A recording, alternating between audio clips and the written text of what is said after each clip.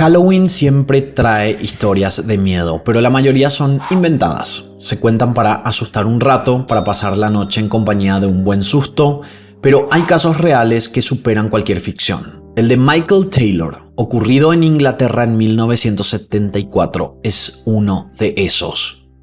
Se trata de un hecho documentado, con testigos, juicios y pruebas. Lo que pasó en la casa de los Taylor fue tan brutal que todavía hoy se recuerda como uno de los crímenes más aterradores del Reino Unido. Esta historia empieza una mañana de octubre en el pueblo de Ossett, en West Yorkshire. Todo parecía normal y tranquilo hasta que ocurrió algo inesperado que rompió con esa calma. Lo que pasó parecía de una película de terror, pero esto fue real y lo vieron policías y vecinos. Un patrullero iba por la calle cuando el policía vio a un hombre que caminaba tambaleándose en medio de la ruta. Este hombre estaba desnudo y todo ensangrentado. Tenía la mirada perdida. No parecía estar herido, pero se notaba que algo andaba muy mal. No se veía como una víctima, sino como alguien completamente fuera de sí. El policía frenó el auto y se acercó al hombre. Y este policía llegó a mencionar que nunca logró olvidar lo que había escuchado aquel día. El hombre repetía todo el tiempo lo siguiente: es la sangre de Satanás. Es la sangre de Satanás. No pedía ayuda, no explicaba nada, solo gritaba eso una y otra vez. Este hombre era Michael Taylor, los vecinos lo conocían bien, era padre de 5 hijos y estaba casado. Todos decían que él era una persona amable, trabajadora, nunca había dado señales de ser peligroso, ni mucho menos capaz de lo que estaba por descubrirse. Esa mañana, los que lo vieron no podían creer que se trataba del mismo vecino tranquilo de siempre. Como dijimos, estaba desnudo, cubierto de sangre, y gritaba estas cosas sin sentido en la calle. El vecino que alertó inicialmente a la policía mencionó que gritaba cosas sobre el diablo. Los agentes de policía pidieron refuerzos y una ambulancia. Michael parecía estar en estado de shock. Cuando lo subieron a la camilla y lo inspeccionaron para tratarlo, se dieron cuenta que no tenía ninguna herida por donde pudiera haber salido toda esa sangre. Y ahora el misterio era descubrir de dónde había salido esa sangre, porque no era suya. Y eso solo significaba que alguien más debía estar en problemas, y los vecinos no tardaron en dar la dirección de la casa donde vivía con su familia. Pero en la casa de los Taylor ya había una patrulla de policía. Al parecer los vecinos alertaron asustados porque habían escuchado ruidos y gritos. La policía que encontró a Michael entró a la casa. Desde afuera parecía todo normal, sin señales de violencia, pero la puerta estaba entreabierta. De ahí salió un inspector, pálido, y apenas dio unos pasos antes de vomitar en la entrada por lo que había visto adentro. Ese día, en pleno mes de Halloween, Ossett se convirtió en el escenario de un horror real, una tragedia que parecía imposible de explicar y que dejó a la comunidad marcada para siempre. Pero para entender cómo se llegó a esa escena tan terrible, hay que retroceder en la vida de Michael Taylor.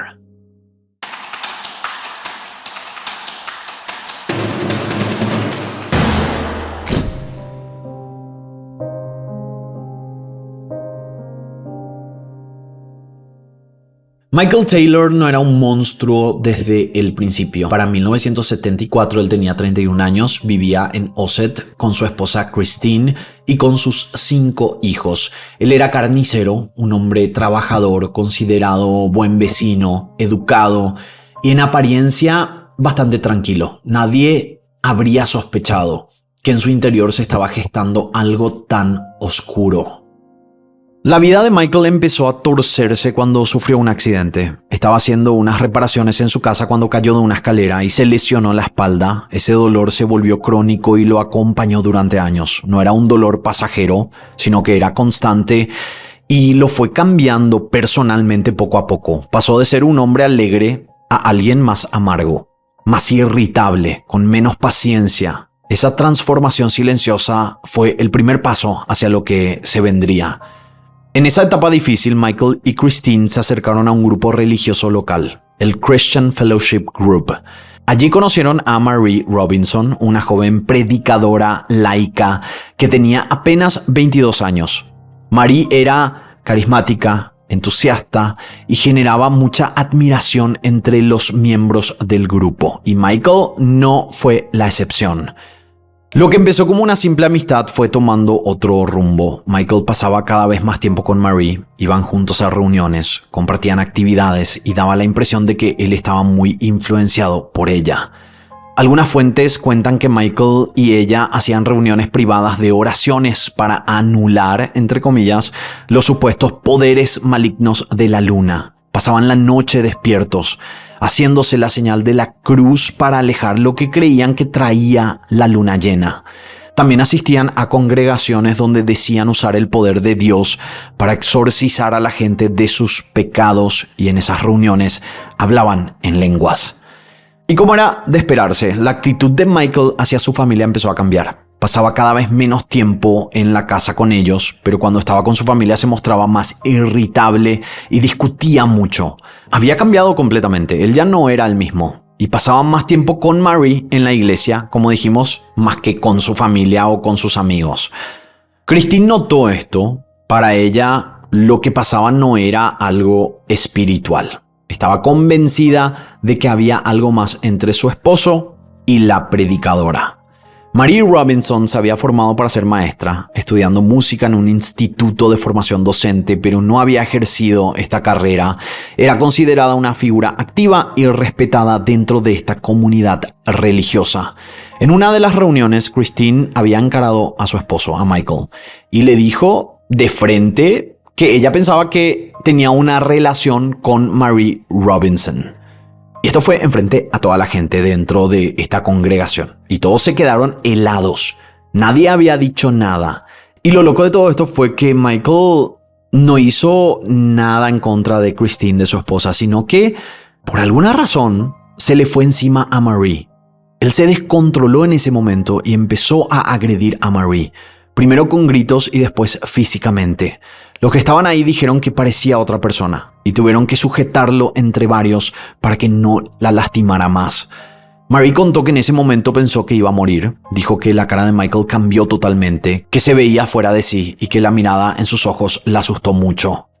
Ese momento cambió todo para el grupo. Algunos creían que Michael estaba poseído. Otros pensaban que era un problema mental. Al final, tomaron la decisión más arriesgada: hacerle un exorcismo.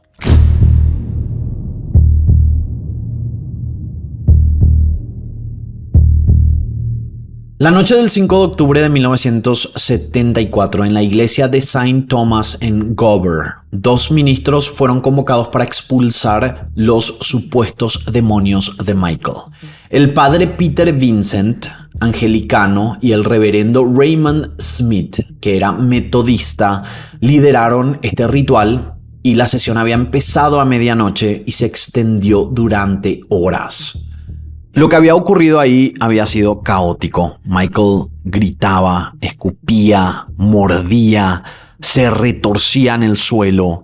Tuvieron que atarlo con fuerza porque atacaba a cualquier persona que se le acercara.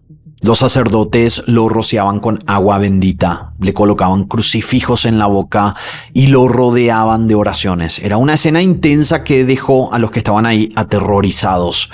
Según los ministros, lograron expulsar al menos 40 demonios de su cuerpo. Cada uno representaba un pecado o una conducta.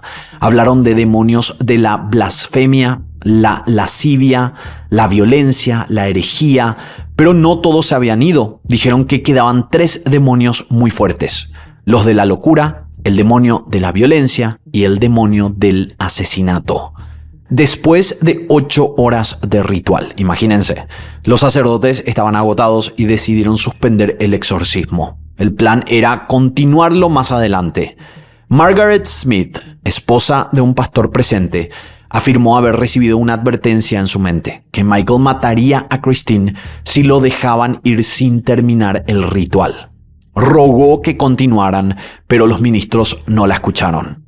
Al amanecer del 6 de octubre, Michael salió de la iglesia acompañado por Christine. Ambos regresaron a su casa como si la situación estuviera bajo control, pero la verdad era que no lo estaba. Unas horas más tarde, ocurrió lo que nadie había querido imaginar. Dentro de la sala todo estaba cubierto de sangre, los muebles estaban volcados y el aire olía fuerte a metal.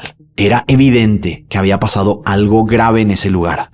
Los policías que entraron después quedaron impactados. El cuerpo de Christine Taylor estaba en el suelo y estaba tan dañado que apenas podía ser reconocida.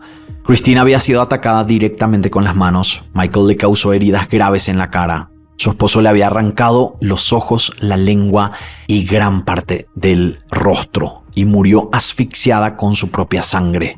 Los investigadores dijeron que fue uno de los ataques más violentos que habían visto en toda su carrera. No había cuchillos ni armas en la escena. Todo había sido hecho con las manos. Ese detalle dejó a todos impactados. No era un ataque planeado con herramientas, sino una explosión de ira y violencia irracional en la que Michael había usado solo su fuerza física para destrozar a su esposa y al animal. Los policías dijeron que para ellos parecía obra de algo que no era humano, casi como una fuerza demoníaca. No había una explicación lógica que pudiera justificar lo que estaban viendo en ese momento. Mientras estaban asegurando la escena, empezaron a comprender lo que habían visto unas calles más arriba, cuando habían visto a Michael caminando desnudo y cubierto de sangre. La sangre era de su esposa y del perro. Lo que pasó en la casa de los Taylor no era un crimen común, era una masacre familiar. Y afortunadamente sus hijos se salvaron, ya que al parecer habían sido llevados a casa de la abuela días antes para que la abuela los cuidara. La noticia corrió rápido entre los vecinos. Nadie podía creer lo que estaba pasando. Michael era un hombre normal, un padre de familia, un vecino con el que habían compartido reuniones y conversaciones, y la idea de que hubiera matado de esa manera a su esposa era algo que superaba la imaginación.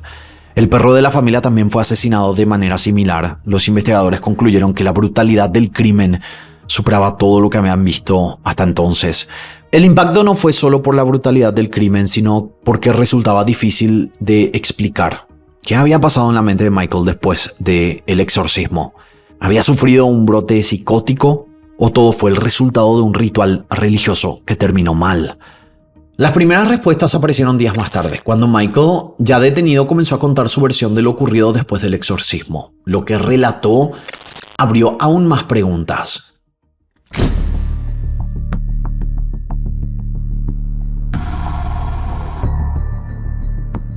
Michael mismo contó lo que había pasado esa noche. Dijo que fue una larga noche de exorcismo en la sacristía de una iglesia donde varias personas estuvieron rezando y haciendo rituales sobre él. Según su versión, todo eso lo dejó agotado y fuera de sí horas antes de que ocurriera la tragedia. Taylor le dijo a la policía poco después de haber matado a su esposa que le arrancó los ojos y la lengua. Sus palabras fueron las siguientes: fue una larga noche. Bailaban alrededor mío y me quemaron con una cruz que estaba impregnada del mal, pero llegaron demasiado tarde. Me vi obligado por la fuerza dentro de mí a destruir todo dentro de la casa. Cuando lo llevaron a la comisaría y le empezaron a preguntar, Michael estaba súper tranquilo. Le dijeron si sabía por qué estaba ahí y él contestó que sí. También dijo que no podía hacer nada al respecto y que tenía que hacer lo que había hecho. Entonces le preguntaron qué era lo que había hecho y él decía cosas muy raras. Llegó a decir que el mal en ella ha sido destruido, sí, mi esposa, mi amor, o cómo amé a esa mujer. Asimismo le tiraron la pregunta directa: ¿estás admitiendo que mataste a tu esposa? Y las palabras textuales de Michael fueron las siguientes: no, no a ella, yo la amaba, lo que hice fue destruir el mal que tenía dentro, eso tenía que hacerse. En un momento él se quedó como ido, como en un trance. Estaba hablando solo y empezó a repetir la siguiente frase: Chrissy era buena y amable. Yo la amaba tanto. Y esto constantemente. El inspector que lo interrogó contó más tarde que Michael no mostraba enojo contra su mujer. Según él, estaba convencido de que ella estaba poseída y que su deber era liberarla. Cuando volvieron a presionarlo con la misma pregunta, Michael cerró con la misma frase: no, Chrissy era buena, pero el mal se apoderó de ella. Yo tenía que sacarlo y lo hice. En los interrogatorios, Michael también habló sobre una reunión de comunión que había tenido lugar una semana antes del crimen. Según él, todo estaba relacionado con una mujer llamada Mary Robinson, la predicadora del grupo. Dijo que en ese encuentro sintió como si estuviera enfrentando una especie de choque espiritual con ella. Comentó que la forma en que lo miraba lo descolocó por completo y que incluso empezó a tener visiones en las que la veía desnuda frente a él, algo que lo perturbaba mucho. Michael aseguraba que esa experiencia lo había marcado y que desde ese entonces estaba convencido de que el mal había entrado en su vida a través de ella.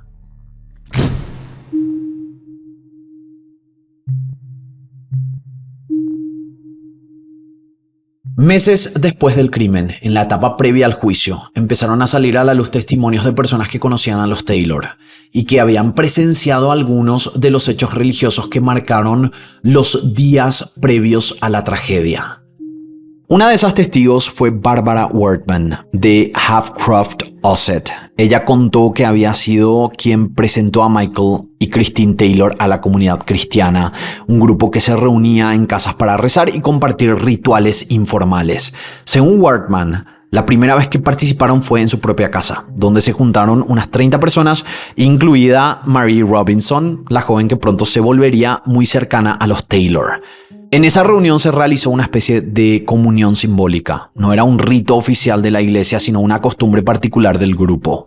En lugar de pan y vino, utilizaban pan común y jugo ribena, una bebida de grosella negra muy popular en Inglaterra, como un gesto de unión entre los participantes y Dios.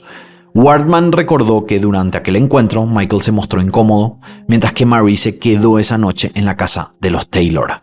La testigo también explicó que con el paso del tiempo Michael empezó a mostrar un interés cada vez mayor por lo que predicaba Marie y que su comportamiento se volvió extraño. Dio como ejemplo lo que ocurrió el 30 de septiembre durante un ensayo en la localidad de Lepton para un festival religioso llamado Come Together. Allí Marie había llevado varios crucifijos de madera y le pidió a Michael que eligiera uno. En un momento de la actividad, Wortman escuchó una voz angustiada, y esta era la voz de Michael Taylor, que comenzó a hablar en lenguas frente al grupo.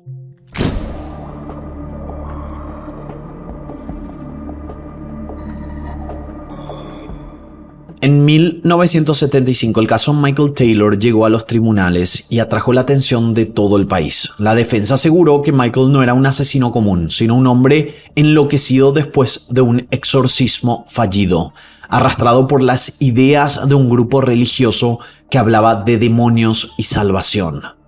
La fiscalía, aunque admitió que su mente estaba perturbada, rechazó la idea de que la posesión demoníaca pudiera servir como excusa legal. Con semejante crimen, cualquiera habría esperado la condena más dura, porque Michael no mostró en ningún momento un solo gesto de arrepentimiento por lo que había hecho. Pero el veredicto sorprendió a todos. No culpable por razón de demencia. El hombre que había destrozado a su esposa y también había asesinado a su mascota fue enviado al hospital psiquiátrico de Broadmoor, donde pasó apenas 4 años antes de recuperar la libertad. La indignación fue inmediata. Para muchos, aquello era un insulto a la memoria de Christine y un castigo ridículo para un acto tan brutal y para un escándalo que desató un debate nacional. ¿Eran los exorcismos un rito de fe o un peligro mortal? El obispo de Wakefield no dudó en responder. Prohibió todos los exorcismos en su diócesis y formó un comité para regularlos, convencido de que el ritual había empeorado la mente de Michael. Cuando finalmente salió en libertad, bajo una orden especial de hospitalización, el país volvió a preguntarse lo mismo. ¿Cómo alguien que había cometido semejante horror podía volver a caminar por las calles como un ciudadano más? Los diarios de la época exigían respuestas, los políticos pedían explicaciones al ministro del Interior y la gente de Ossett nunca volvió a dormir igual. El horror de Ossett no fue solo un crimen, también hizo que muchos empezaran a desconfiar de la religión y de la justicia.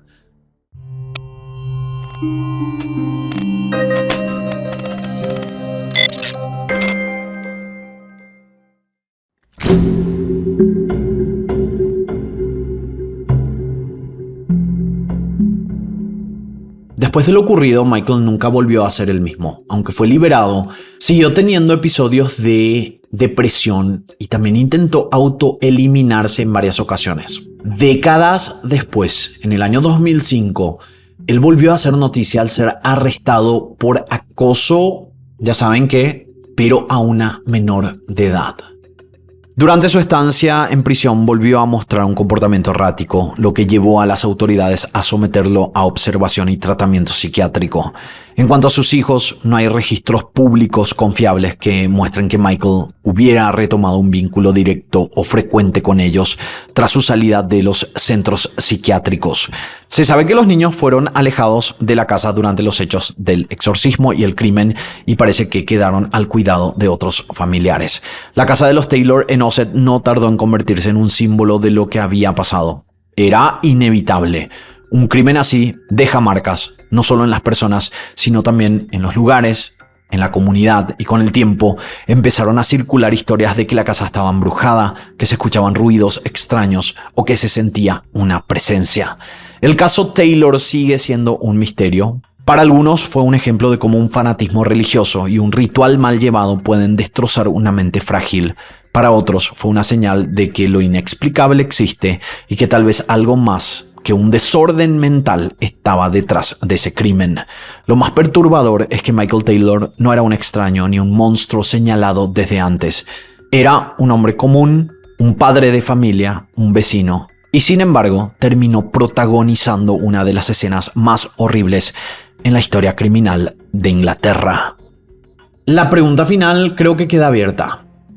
¿El mal realmente estaba afuera, en demonios y fuerzas oscuras? ¿O siempre estuvo dentro de Michael esperando un detonante para salir?